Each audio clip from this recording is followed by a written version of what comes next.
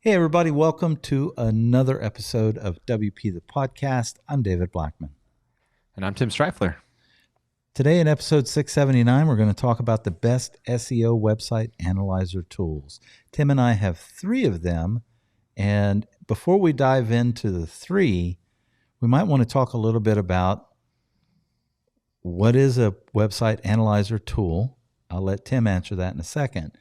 And then we're going to kind of talk about possibly when you might need to use one, because you may not need to use it in your small business in your town. But so, Tim, why don't you go? What's a website analyzer tool? Yeah. So I guess before we can answer that, we need to talk a little bit about how search engines work, because no one really knows how Google's algorithm works for ranking websites. But we do. Tim and I do. So buy our stuff. No, I'm just playing. But there is common knowledge around best practices, a lot that Google has released and talked about of things you should do. And so SEO website analyzer tools will basically analyze and see if you're doing those proper things, right? So if your header tags and stuff like that are set up correctly and going after the right keywords, stuff like that. And then they'll also look at be able to do competitive analysis to see, okay, well, your competitors are ranking for this and this and this. So they're using complex algorithms to basically predict how Google sees you, how you would rank and do rank and stuff like that. Based on common knowledge that we do know portions. See, so search engines won't disclose what percentage of their algorithm is weighted to a certain thing. However, backlinks, we know, and Google has said, is an important thing. Now, how much weight that carries within their algorithm is speculative. That's what nobody knows. So I think Tim is right, and we know a lot of the things that the search engines look for. We just don't know what the weight is on each one of those things. Because if we did, obviously, we could, everybody would have the perfect website and we'd all be number one, I guess. Yeah. So exactly. So what are some of our favorite tools, Tim? We've got three. Yeah. Start us off? Yeah. So AHREFS, which is a play on the HTML link, AHREFS. AHREFS is a tool that both David and I use that we find to be the best.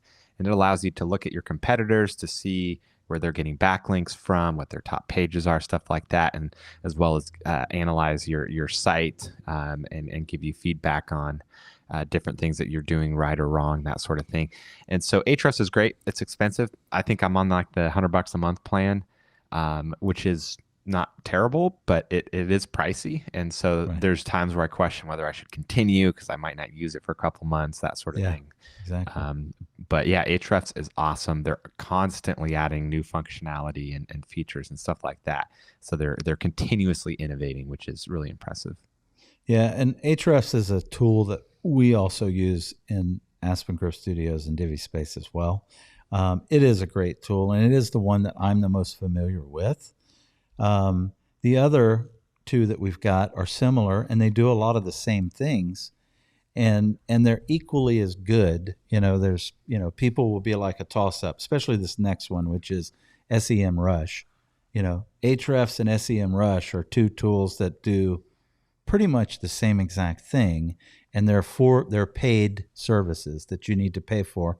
And Tim's right, they're not cheap. The cheapest AHREFS is $100 a month. I don't even know what the cheapest SEMrush is, but I would imagine they're probably comparable and stuff. But I guess the benefits of these tools is, for us as a business owner, when you sell digital products like Tim and I do, and ranking and wanting as much organic search traffic as you can get to your site, having some insight as to how the search engines view you is very valuable, because you can take these tools and not only analyze your own site, but like Tim said, it allows you to see your competitors and stuff.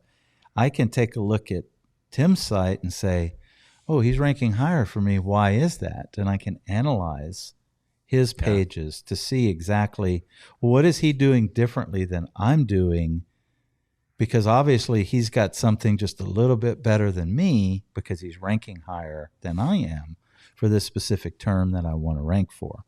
That's what I love about it. I Yeah. love the ability to go and spy on my competition without them even knowing it, and then optimizing my content on my website to try to, rank higher than my competition, which I think is everybody's goal. And that's where the true value, in my opinion, is with these tools, is more of the competitive edge. And I'm not sure that a lot of people use it in that way. They're more Yeah. interested in analyzing their own website as opposed to analyzing their competition's website. So we got one more on our list, Tim. Which one is it? Yeah, Ubersuggest. Now, Ubersuggest used to be a free SEO tool. It didn't get a lot of attention, and so it was actually acquired by Neil Patel. Neil Patel has been kind of one of the long-standing SEO gurus, and Right. so he bought it, and his goal was to invest a lot of money into it and make it as good as the paid tools like AHREFS and SEMrush, but continue to make it free. And then he was pretty open about the fact that he was using that as lead generation for his agency. And so create a really cool software tool that other companies are charging for, make it free, and it's lead generation. So that was his model, right? Well, he later revealed that the amount of server resources that it was using up was costing hundreds of thousands of dollars per month. And so it ended up not being feasible. And I was just looking at his pricing page. And so then what he did was he added some paid plans with more features. And now it looks like there's no more free plan. And so it's only the paid plan. And I don't think he meant to do like a rug pull or anything like that. I don't think that was ever part of his intention. I don't know him personally, so I can't say. It sounds like, though, it was just a lot more expensive to maintain than he thought to have this free plugin. And let's face it, he's really good at promoting. So he, of course, made it super popular really fast, and then it just wasn't feasible long term. So now it looks like it's only paid just like the other ones. However, I think it's cheaper than the other tools. So you can get a $29 a month plan, which is cheaper than the other ones. So yeah, I'm looking at it too. Now I'm like, Tim, why in the hell aren't we using this? Yeah, I haven't looked at it in a long time. I remember testing it out when they had a free version, and it wasn't as didn't feel as robust and powerful as Ahrefs. Part of that might have been just because I've always been used to Ahrefs, but wow, so. Ubersuggest, looking at their pricing page and stuff, they have a lifetime option. Most of them are monthly and annually, and he has a monthly and lifetime, which I understand why he does that. Tim probably does too, and it's probably a topic that we will talk about here this year on WP the podcast, and why people are going lifetime versus annual stuff because of the lifetime value of a customer and stuff. All right, Tim, great episode. We got another one tomorrow. I have no idea what it is because I don't have my spreadsheet open. So you're going to have to come tune in and hear it when we hear it. I don't know if that made sense. I do like being live though on video because people can see us stumble and do whatever. So we don't do cuts, right? And if we royally screw up, we might restart the episode, but we never do hey, cut that out, and then have our editor cut it out. We just roll with it. This is raw, real. That's right. and that rarely happens where we have to re-record. Usually we're just that kind of sucked, but oh well, this is who we are. That's right. All right. Well, Tim, until tomorrow, we'll see you then. Take care. Bye-bye.